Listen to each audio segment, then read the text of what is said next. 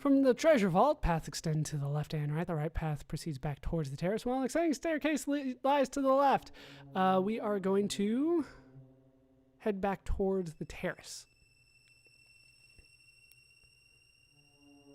After a little while, we come to a door on the left. This is the storeroom again. So though this time we're actually going to go inside.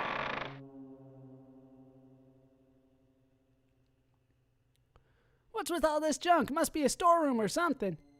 I'm so confused by all of this. I have no idea what's going on. It seems like this is the inner mechanics of a clock tower. However, the gears look old and rusted, and cogs are spinning randomly without connecting up with their proper teeth. I doubt the clock's still in use today. The room seems to be currently used as a storage area. A large object catches my attention off in a far corner of the room. It's too dark over there to see what it is, though. I start to look around a bit, peering in under some of the covered items, but then all of a sudden, what's that? What's going on? I didn't do anything! Tension rises as a low rumbling sound starts to echo out through the room. The light in the room has also dimmed rather suddenly. The kid looks around the room with newfound interest. I feel it too. Where's it coming from? I follow my ears over to the far wall. It seems to be coming from that direction. The kid approaches the dark, dusty rear half of the room with slow, cautious steps, attracted by the suspiciousness. The wall is covered with a large cloth. Whatever is making the noise seems to be coming from here. The kid and I look at each other. I hesitantly grip my knife as she gives the cloth a tug. Whoa. A vast collection of twinkling lights are lined up in an orderly fashion across the entire wall. I've never seen anything like this before. There's hardly any light in the room, nor does the moon's light shine in on us here, but somehow these lights twinkle and sparkle on their own, as if they contain a spark of fire within each of them. The hum we heard earlier, like that of a firefly buzzing around, seems to be coming from everywhere on this wall. Speaking of fireflies, that's very much how it all looks as well. Endless amounts of bright greens, reds, and blues twinkle and sparkle on the assortment of panels before us. Metal components of some kind seem to be integrated into the ceiling and the floor. What could all of this be used for? Lynx, what has he been up to all this time?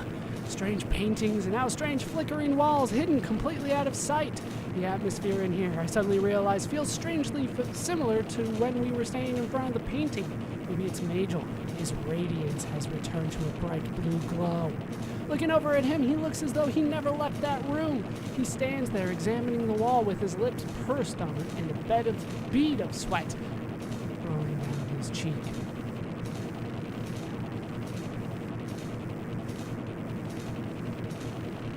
Hey mate, come check this out! I turn my head over towards the far corner where the kid was investigating. It seems she's uncovered something more. It looks like some sort of huge box. It probably would be taller than Majel if it wasn't tipped on its side.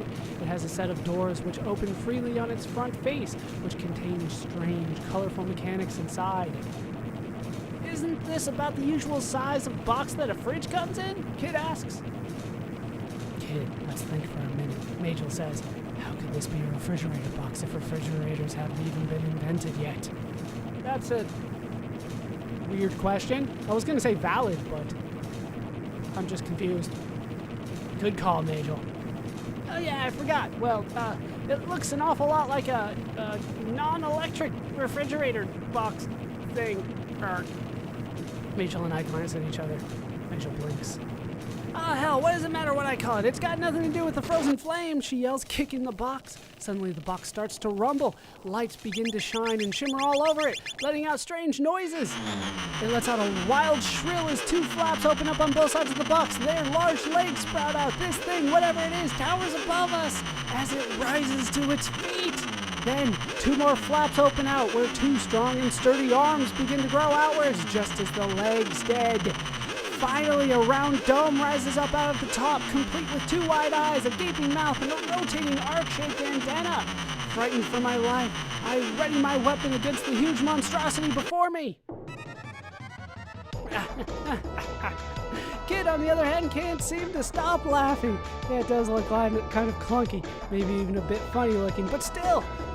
Uh-oh. I think we rubbed it the wrong way. It looks down on us with a frustrated smirk on its face. In the center of its torso, the two original flaps door slowly open, revealing a complex network of psychedelic colored gears, chains, and a pair of huge Gatling guns. We dive for cover behind some covered items just as it opens fire. Reload! Okay, wow. Is that necessary?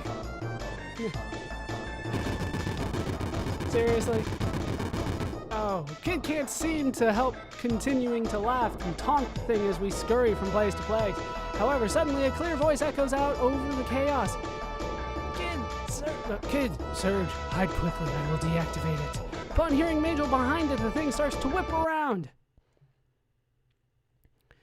Great Diva of Mars, I come for you!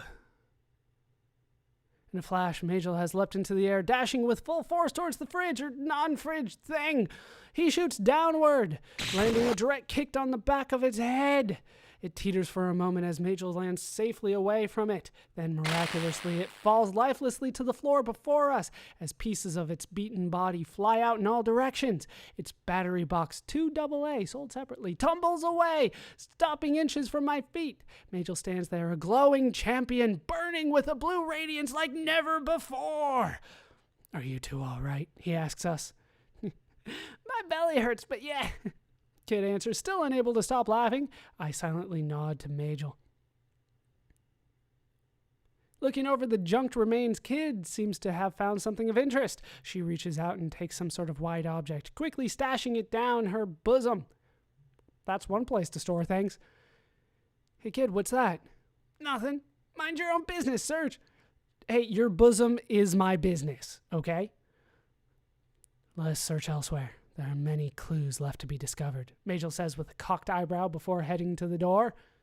The hell is going on around here? Thinking back on all this, Majel's been getting stranger and stranger lately. What did he call that thing? A great diva of Mars? Oh, that was Majel speaking? I thought it was the robot thing. And how could he have known it where its weak spot was? What kind of background does a guy need to have in order to know about stuff like that? I always knew he was strange, but I'm finding out now just how strange he really is. In any case, I'm glad to have him on our side. The thing would have made mincemeat out of us if he hadn't been there. Follow the gallant, luminescent figure of Majel out of the room. From here, the passageway stretches to the right and left. The right path continues on into the mansion, while heading to the left will take us to the terrace. Now here, I want to head towards the terrace. I believe, my directions are a little confused here. I believe we just want to keep on going through the hallway. And then we want to go down the stairs. I believe this is the way to go.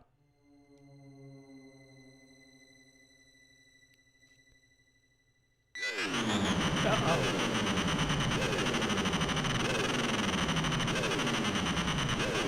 Just as we reach the bottom of the stairs, a wall of light suddenly flashes out in front of us.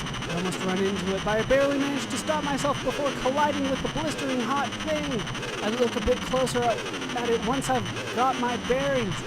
In addition to the bright light in front of us, strange markings are scattered around on the floor within it. Around the markings, a small ditch runs in a perfect circle, where the columns of light radiate up from. A weird sort of shrill seems to be coming from it as well. What is it? Can you break through it with your magic? I asked Majel. Please do. Without saying a word, Majel shifts his glance over to Kid. What are you looking at me for? Kid asks defensively. Majel points to her chest. Apparently, Majel is in it to win it. Oh, my bunny? Kid reluctantly reaches into her bosom. She takes out a plush bunny hand puppet, saying, "It's my toy. I found it fair and square." She put a bunny in her bra. So that's what she found in the wreckage, a toy bunny. But what good would that be here? Kid, this is actually a Martian Forest League concealed lesser armament bunny. And it is far more than a toy. Martian Forest League concealed lesser armament bunny. I have no idea what any of that means. Kid gawks at Majel, as do I. I suppose I'm expecting him to yell, "Gotcha," anytime now, but he just stands there, aloof as ever. He puts the white, fluffy, blue-eyed bunny puppet onto his hand with utmost care. This Martian Forest League, lesser armament bunny. Martian Concealed Forest League, lesser armament bunny. Majel corrects as solemn as a philosophy teacher. Right. This Martian Concealed Forest League, lesser armament bunny. What is it? Please, Kid, such technology is hopelessly beyond human comprehension. Oh, that was Kid speaking before. I apologize. But what does it do then? Watch. Wait, no, that's okay, Majel. Majel turns around facing the columns of light. Entirely unfazed by my presence, Majel starts to dance around, waving the bunny around through the air as he recites some sort of weird incantation. Heat cup, provolone, soccer mom! It's like he's wasted or something. And then, after a few moments, the glimmering light begins to subside, as does the shrill squeal. Yay, he did it. Well, whatever. I stopped trying to figure out this whole mess a long time ago. You and me both. Surge. Majel turns to me, staring into my eyes with relentless honesty. He holds the bunny, the Martian Forest League lesser armament bunny, mind you, out in front of him, saying, I entrust this to you. Please, if anything should ever happen to me, use it as I have. Majel, I humbly accept this most sacred gift. I shall use it sparingly and appropriately, I say with a deep bow. Hey, when in Rome. The saying is, when in Rome, do as the Romans do. This enchanted seal can never be completely removed, Majel continues. It will require one to re-extinguish it from time to time. By doing what I have done, this instrument can be used to temporarily nullify the effects of the seal. Please, remember how to use it, for someday you too may find yourself in need of its assistance. So it's safe to cross now? Yes, we must hurry though. Walking across it, I feel a little bit of a shock run through my feet as I take my first few steps, but nothing serious happens. I'm just as confused as you are. Once we're across, we come to a solid oak door after a bit of walking. Kid opens it slowly. Having come this far, I take a deep breath. It's almost pitch black inside this room. All I can tell is that it's very large and very cold. I can make out something in a far corner. It's a large metallic structure of some kind. A billowing voice echoes down from high above. It's Lynx. Finally, you've made it. I was wondering if you pitiful apes would ever show up. And there, amidst the shadowy interior of this spacious room, Lord Lynx awaits. Before him, shimmering off the dank walls and ceiling of this underground cavern, a scarlet jewel radiates a deep red light, the frozen flame. Lynx, I have you now, Kid shouts feral. I beg to differ, young lady, Lynx taunts, leaping down from the rocks, dashing towards her with amazing speed. Kid takes on a battle stance as she readies herself for him. However, he quickly dodges her attack, picking her up and tossing her through the air as though like a rag doll. Kid! She's been thrown backwards onto a wall behind us as Lynx returns to near where he stood, unfazed. I run over and scoop Kid up into my arms. Oh, how sweet the apes care for each other. However, I would be more worried about yourself, young man. Lynx shouts, laughing at the top of his lungs. That beast. There has to be something I can do, but he's so fast. I've never seen anybody move like that. As Lynx continues to laugh, I desperately try to ignore him and fight off this sudden feeling of hopelessness. What would Majel do at a time like this? Wait, where is Majel? I haven't seen him since we came in. Wait, what's that? Is that a guitar?